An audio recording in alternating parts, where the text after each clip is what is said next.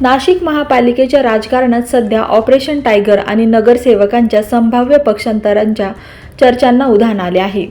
ठाकरे गटाच्या 15 नगरसेवकांनी एकत्र येत 5 कोटी रुपयांच्या निधीचे आमिष दाखवून एजंट माध्यमातून फूट पाडण्याचा प्रयत्न होत असल्याचा गंभीर आरोप शिंदेंच्या शिवसेनेवर केला होता. या आरोपांना आता शिंदेंच्या शिवसेनेचे गटनेते अजय बोरस्ते यांनी प्रत्युत्तर दिले आहे. पाहूया ते काय म्हणाले. मला असं वाटतं की हे सगळंच हास्यास्पद आहे. मुळात उद्धव बाळासाहेब ठाकरे ही जी काही पार्टी आहे, हा जो पक्ष आहे, या पक्षातली अस्वस्थता ह्या निमित्तानं स्पष्ट होत आहे. असे कसले एजंट, कोण पैसे देत आहे आणि कशासाठी फोडायचं आहे? नाशिक महापालिकेत महायुतीची सत्ता आहे, आम्ही पूर्ण मेजॉरिटीत आहोत. त्यामुळे अशी काय फोडतोड करून असं काय साधायचं आहे? मुळात मला त्यांना असं म्हणायचं आहे की त्यांचा आपापसात काही समन्वय नसेल, कदाचित एकमेकाबद्दल त्यांना अविश्वास असेल, त्यामुळे अशा पद्धतीचे आरोप होत आहेत. पण तुम्ही आधी आपसात बोला. कोण लोक तुम्हाला भेटले, कोणी तुम्हाला ऑफर दिली आणि कशाबद्दल ही ऑफर आहे, स्पष्ट बोलले तर अधिक स्पष्ट होईल. परंतु तुमच्यातली अस्वस्थता उगीच आमच्यावर आरोप करून करू नका. मुळात तुम्हाला माहिती आहे की संपूर्ण महाराष्ट्रभर, नाशिकच काय, संपूर्ण महाराष्ट्रभर माननीय एकनाथ शिंदे साहेब यांचा एक वेगळा ऑरा तयार झालेला आहे. आणि सर्व शिवसैनिक असतील, अनेक पक्षातले पदाधिकारी असतील, आपल्याला माहिती रोज प्रवेश होत आहेत. त्यामुळे नाशिकमध्ये जर प्रवेश होणार असतील तर त्यात काय आश्चर्य वाटण्याची आवश्यकता नाही आहे. आणि आता जी विधान परिषदेची निवडणूक झाली, ह्या विधान परिषदेच्या निवडणुकीत उबाटाचे जे काही नेते आहेत, सन्माननीय संजय राऊत साहेब यांनी स्पष्ट सांगितलं होतं की आम्ही गोकुळ गीते यांना पाठिंबा दिलाय आणि उबाटाच्या सर्व लोकांनी गोकुळ गीते यांना मतदान केलं. आणि आता गोकुळ गीते कुठे आहेत तुम्हाला माहिती आहे. त्यामुळे कदाचित असं काही झालं असेल तर मला माहित नाही. परंतु मला त्यांना एवढंच सांगायचं आहे की असं अस्वस्थ होऊन चालणार नाही. आम्ही रोजच भेटत असतो, तुम्ही थेट विचारू शकता. आणि असे कुठलेही एजंट कुठेही पाठवण्याची आम्हाला आवश्यकता नाही. शिवसेनेमध्ये शिंदेच्या शिवसेनेमध्ये एक स्पर्धा लागलेली आहे पद मिळवण्यासाठी. त्यामध्ये एका शिंदेच्या शिवसेनेच्या एका नेत्याला उपमहापौर पदाची ऑफर दिली गेली. तुम्ही नगरसेवक कडून आणा, आम्ही तुम्हाला उपमहापौर करतो अशी ऑफर दिली. आणि त्या ऑफरच्या अनुषंगानं शिंदेच्या शिवसेनेतले काही बडे नेते हे मिशन राबवत आहे, मिशन टायगर स्थानिक पातळीवर, असा आरोप त्यांनी केला. मला असं सांगायचंय की माननीय एकनाथ शिंदे साहेब यांची पद्धत आपल्याला माहिती आहे. त्यांनी एकदा शब्द दिला तर तो शब्द पाळला जातो. विलास शिंदे यांना त्यांनी शब्द दिला होता, त्यांनी त्यांना उपमहापौर केलं. ती युती कशी घडली, किती वेळेवर घडली हेही आपल्याला माहिती आहे. त्यांनी माननीय दराडे यांना शब्द दिला होता, त्यांनी त्यांना सुद्धा उमेदवारी दिली. त्यामुळे हेमंत गोडसे यांना त्यांनी शब्द दिला, हेमंत गोडसे यांना उमेदवारी दिली. त्यामुळे ह्या पक्षात अशी कुठली कॉम्पिटिशन, कुठली ज्याला आपण म्हणतो की असा वजन काटा होत नाही. या ठिकाणी जो कार्यकर्ता, ज्या कार्यकर्त्याला शब्द दिला असेल किंवा जो कार्यकर्ता काम करत असेल, त्या कार्यकर्त्याला संधी मिळते. त्यामुळे माननीय एकनाथ शिंदे साहेब यांच्याकडे तरी असला घोडेबाजार चालत नाही. आता हे मला वाटतं आपण त्यांनाच विचारा की त्यांच्यामधले किती लोक अस्वस्थ आहेत. मुळात लक्षात घ्या, प्रेस घेऊन सांगावं लागतं की आमचा पक्ष फुटणार आहे, आमच्या पक्षाला ऑफर दिली जाते.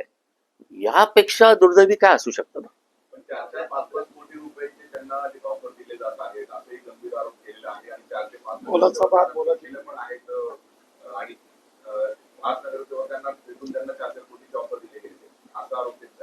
मला असं वाटतं की खरं तर केशव पोरजे हे पण माझे अत्यंत जवळचे मित्र आहेत, माझे जुने सहकारी आहेत, आताही सभागृहातले आमचे सहकारी आहेत. त्यांनी आम्हाला सांगावं की तुमची ही विशिष्ट व्यक्ती आमच्याकडे येऊन अशा पद्धतीची ऑफर करते, तर आम्ही निश्चितपणे बोलू आणि आम्हाला कळू दे आमच्या पक्षात असला लिलाव कोण करतोय ते. पण मला खात्री आहे आमच्या पक्षात असा कुठलाही उद्योग कुणीच करू शकत नाही. एक वकील आहे जो एजंटचं काम करतोय, तो त्याला स्वतःला स्वीकृत होतोय आणि त्याचा जो जवळचा कोणी आहे त्याला उपमहापौर करायचंय आणि तो सर्व डील करतोय. असा कोण वकील आहे आम्हालाही शोधावं लागेल जो आमची वकिली करतोय. त्याचं कारण असं आहे की उपमहापौर माझ्याबरोबर बसलेले आहेत आणि आमचे सर्व सदस्य सुद्धा आमच्याबरोबर कायम असतात. आमच्यात एक डायलॉग आहे. मला तर असं वाटत नाही की असं काही घडू शकेल. परंतु असं काय असेल आणि त्यांना जर शक्यता वाटत असेल की त्यांची काही माणसं अशा ऑफरनी फुटत असेल तर अशी ऑफर नक्की कोणी दिली हे आम्हालाही कळू दे.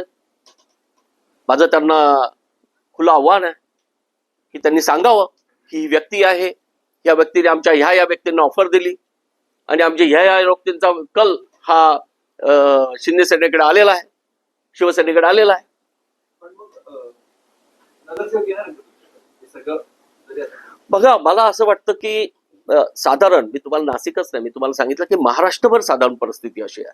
माननीय एकनाथ शिंदे साहेब यांच्याकडे सर्वच आकर्षित होत आहे. आता हे 6 खासदार आले, लक्षात घ्या. आणि आता प्रत्येकाला वाटतंय आता तर महाराष्ट्रात काय होईल ते सांगता येत नाही. त्यामुळे अशा परिस्थितीमध्ये शेवटी राजकीय प्रवाह टिकणं महत्वाचं असतं.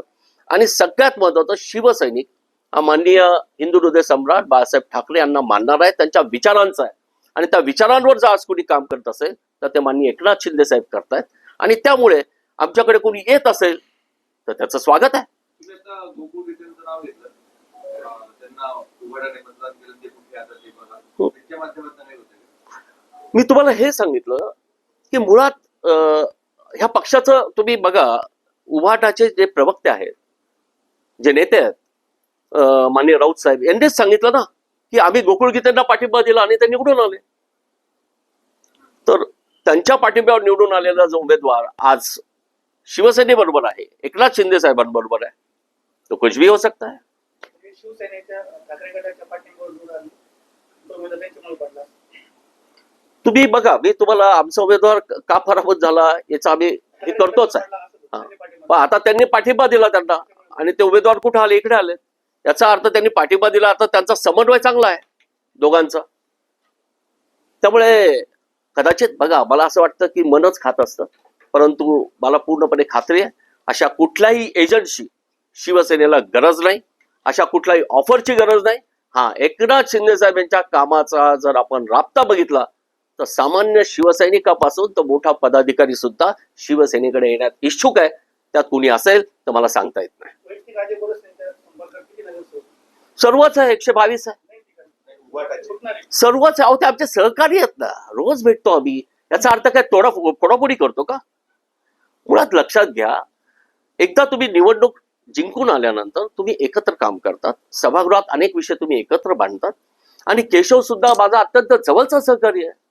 त्यामुळे काय आम्ही काय रोज काय फोडाफोडीच्या गोष्टी करतो, परंतु त्यांच्याकडे काहीतरी कोणीतरी गैरसमजुतीने पाठवलं असेल किंवा त्यांच्यात कदाचित हा समज निर्माण करण्याचा प्रयत्न कोणी केला असेल. परंतु मी तर आपल्या माध्यमातून केशव पोरजे यांना सांगेल की आपण असल्या एजंटचं नाव जाहीर करावं, आम्हाला कळू द्या की आमच्या पार्टीच्या माध्यमातून असं कोण काम करताय. मुळात शिवसेनेला अशा कुठल्या एजंटवर विश्वासच नाही आणि अशा कुठल्याही एजंटची शिवसेनेला गरज नाही. आता आपण एक आरोप करण्यात आलाय की त्यांचे जे नगरसेवक आहेत त्यांना निधी मिळत नाही, त्यांच्याकडे अधिकारी लक्ष देत नाही, त्यामुळे कुठेतरी त्रासून हे पक्षांतर करतील, हे जे राजकारण आहे तुमच्याकडनं चाललंय असा आरोप करण्यात आलाय. नाही, मला वाटतं त्यांच्या मनातल्या भावना असाव्यात. अस्वस्थता आहेतच प्रत्येकामध्ये, पुढे काय होईल काय नाही. त्यामुळे अस्वस्थता मधून निर्माण झालेला हा कदाचित द्वेष असेल. परंतु निश्चितपणे आम्ही भेटू. मी पण त्यांना विचारेन की बाबा माझ्या कानात सांग, आणि असा कोण तोतैया माणूस फिरतोय तोही आम्हाला बघू देत. बाकी मग शिवसेना त्याचे कसे कान लाल करेल सांगायची गरज नाही, कारण शिवसेना असल्या ऑफर देऊन कोणालाही घेत नाही. धन्यवाद. सुरुवातीपासून बजेटनुसार बजेटमध्ये मला असं वाटतं की बजेटचा जेव्हा विषय होता तेव्हा मी स्वतः उभं राहून सभागृहात हा विषय मांडला होता. मी पण सांगितलं होतं सगळ्यांना समान न्याय मिळाला पाहिजे. त्यामुळे त्याही बाबतीत आम्ही सभागृह म्हणून एकत्र आहोत ना.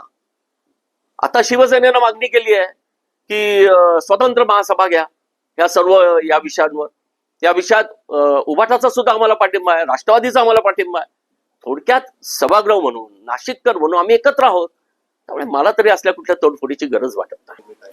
आमची भूमिका आम्ही मांडली आहे. आमच्या स्थायी समितीच्या 4 सदस्यांच्या माध्यमातून एक स्वतंत्र महासभा, ज्याला विशेष महासभा घ्यावी असा आम्ही माननीय महापौर यांना विनंती केली आहे. तसा अर्ज काल कायद्यात ती तरतूद आहे, कायद्याप्रमाणे ती ताबडतोब झाली पाहिजे. त्याचं कारण 3 दिवसात झालेल्या पावसामुळे प्रशासनाचं अख्खं पितळ उघडं पडलंय. नाशिक शहर हे जलमय होतं. अनेक जी निरपराध माणसं आहेत त्यांचे तुम्हाला बघितलं असेल की त्यांचे ऍक्सिडेंट झालेत, त्यात काही जणांचा मृत्यू झालेला आहे. अशा परिस्थितीत ह्या प्राधिकरणाकडे बोट तो त्या प्राधिकरणाकडे बोट हे चालणार नाही. आणि त्यामुळे आम्ही जरी सत्तेत असलो तरी सत्तेत जमा झालेलो नाही. शिवसेनेची नाळ ही कायम सामान्य नागरिकांबरोबर राहिली आहे आणि म्हणून ताबडतोब ही महासभा घेतली गेली पाहिजे. प्रशासनाला याचा जाब विचारला पाहिजे. मला सांगा, जर खरंच ढगफुटी झाली असती त्या शहराची अवस्था काय झाली असती? डिझास्टर मॅनेजमेंट नावाचा कुठेही प्रकार दिसला नाही. आणि त्यामुळे आम्ही सर्वजण, आमच्या पक्षातल्या सर्व नगरसेवकांनी मागणी केली आहे. आणि मला आनंद आहे, काल राष्ट्रवादी काँग्रेस असेल, उभाटा असेल, यांनी सुद्धा तीच मागणी केली आहे. हे जे ठेके देण्यात आलेले आहेत शेच्या कामाचे, हे बाहेरच्या लोकांना दिलेले, त्याच्यामुळे इथले अधिकारी देखील हातभाले असे बोललं जातंय. ते मला असं वाटतं की प्रशासनाचा वचक असला पाहिजे. ठेकेदार कोण आहे? कोणाचा जावई आहे का? ठेकेदार कोणी XYZ असू देत ना, त्याच्याकडून काम करून घ्यायची जबाबदारी प्रशासनाची आहे.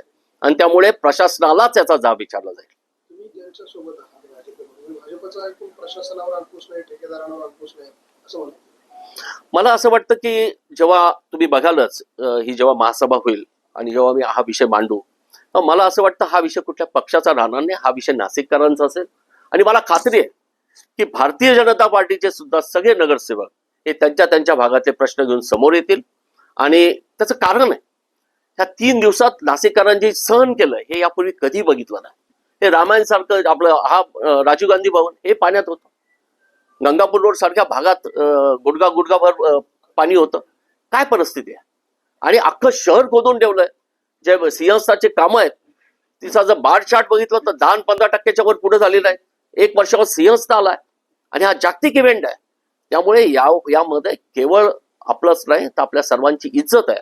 त्यामुळे प्रशासनाला याचा जाब विचारलाच पाहिजे. या मताशी आम्ही अत्यंत ठाम आहोत. तुम्ही हे सगळं माध्यमांच्या समोर बोलताय की प्रशासनाला जाब वगैरे, मात्र एकीकडे ज्या ठेकेदारांनी नाशिककरांना खड्ड्यात घातलं, पाण्यात घातलं, त्या ठेकेदारांवरती महापालिका मेहरबान झाली आहे. त्यांना स्टार रेट मंजूर करण्यात आलेला आहे आणि स्टार रेटनुसार त्यांना अतिरिक्त पैसे देण्यासाठी देखील तयारी प्रशासनाने केली. हा प्रस्ताव स्थायी समितीवर येतो, तो मंजूर केला जातो, तिथेही तुमचे सदस्य आहेत. तिथे विरोध का नाही केला जात? इथे आपण म्हणतोय की सगळं शहर वेठीस धरलं वगैरे, आणि दुसरीकडे स्टार रेट मूकसंमतीने त्या ठिकाणी मंजूर केला जातो. नाही, या संदर्भात आमच्या स्थायी समितीच्या सर्व सदस्यांची चर्चा आली, त्यांची सुद्धा बैठक झाली. आणि इथून पुढे या सर्व विषयात म्हणजे जेव्हा स्थायीची बैठक होईल, जशी आमची पार्टी मिटिंग होते तशी स्थायीच्या बैठकीच्या आधी सुद्धा आमची पार्टी मिटिंग होईल. त्यात आमचं धोरण ठरवलं जाईल आणि त्याला प्रत्येक ठिकाणी आम्ही तशी वर्ण परवानगी घेतली आहे की साहेब ठीक आहे आपण सत्तेत आहोत, परंतु चुकीची कामं होत असेल तर त्याला विरोध झालाच पाहिजे. आणि तो शिवसेनेचा स्वभाव आहे. निश्चितपणे तुम्हाला माहिती असेल, मी काल प्रभाग क्रमांक 1 मध्ये होतो, जिथे माझी महापौर वगैरे असतात. आमच्या नगरसेवक प्रवीण जाधव यांनी आज रस्ता रोकोचं आंदोलन तिथे केलं आणि आज तिथे ताबडतोब त्या ठेकेदारांनी येऊन तिथल्या सर्व ज्या ऍक्सिडेंट झाले त्या लोकांचं मेडिकल चार्जेस वगैरे भरून दिले. शिवसेना ही कायम रस्त्यावर असते, कारण शिवसेना ही तिची नाळ ही लोकांशी आहे आणि कुठे जनता नाडली जात असेल तर शिवसेना थांबणार नाही.